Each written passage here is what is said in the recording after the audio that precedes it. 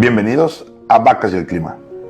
Mi nombre es Frank Mitloehner y soy profesor y especialista en calidad del aire en el Departamento de Ciencia Animal de la Universidad de California en Davis. La discusión de si las vacas o los automóviles producen más gases de efecto invernadero se encuentra en las noticias casi diariamente. Empezaré hablando primero acerca de las vacas.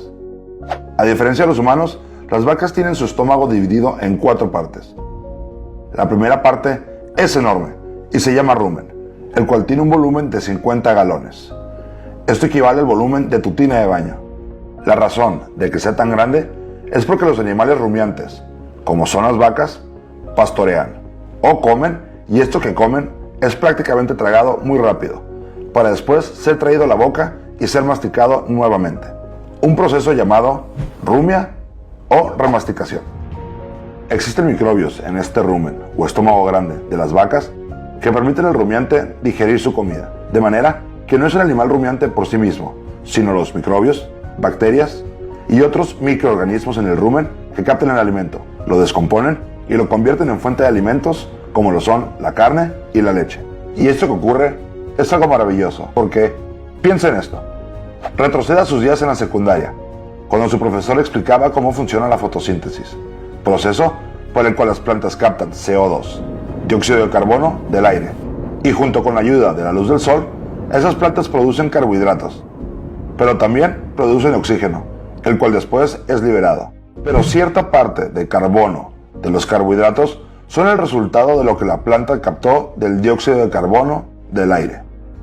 Por tanto, cuando la vaca consume la planta y después la digiere, una parte del carbono en la planta se libera como metano, que es una molécula que contiene carbono.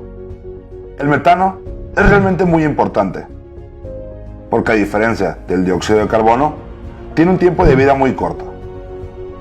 De hecho, se encuentra en la atmósfera por solamente 10 años una vez que es liberado. Y después de esos 10 años, el metano es convertido en CO2 nuevamente. Lo que es interesante es que el CO2 con el que iniciamos esta historia, es decir, la cantidad de CO2 contenido en la planta, es la misma cantidad de CO2 que resultó después de que el metano fue convertido en CO2 otra vez. Por tanto, en este ciclo vaca-carbono, no estamos agregando carbono nuevo hacia la atmósfera. Si usted, como ganadero en su rancho, o en una asociación ganadera regional o estatal, no introduce ganado en sus operaciones pecuarias, significa que usted o su región no está contribuyendo con metano adicional a la atmósfera, por lo que usted no estaría participando en el calentamiento global. Este punto es crítico, porque la mayoría de la gente, cuando habla sobre el metano producido por el ganado, supone que ese metano se acumulará en la atmósfera y que entre más ganado posea, o por más tiempo, más metano se produce hacia la atmósfera, lo cual es falso.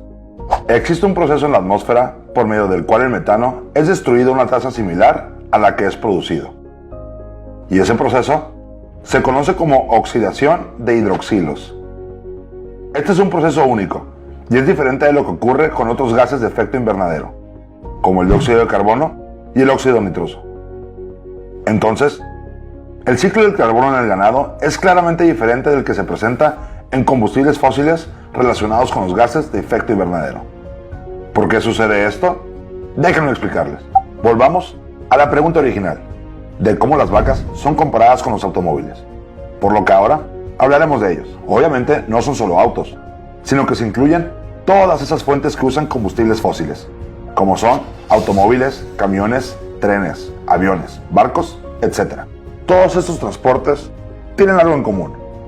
Utilizan combustibles fósiles derivados del carbono.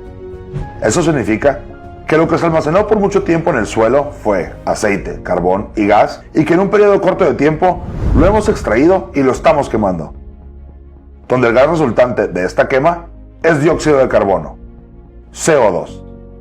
Lo que es especial en este CO2 es que tú y yo lo estamos respirando ahora, y que este gas tiene un periodo de vida de miles de años, lo que significa que cada vez que manejamos un automóvil, que cortamos el césped o que simplemente quemamos algo, aportamos CO2 a la atmósfera, y todo ese CO2 permanece ahí por mucho tiempo. Y cada vez que el sol choca con esas moléculas de carbono, Estas se calientan y atrapan el calor y continúan contribuyendo al calentamiento global. ¿Recuerdan lo que les dije acerca de las vacas? Lo que las vacas depositan en el metano tiene un periodo de vida de 10 años. Sin embargo, el CO2 tiene un periodo de vida de hasta 1000 años. El CO2 tiene una sola dirección, que es aumentar. En cambio, el metano permanece estable, en la medida que el número de animales en explotación permanece también estable.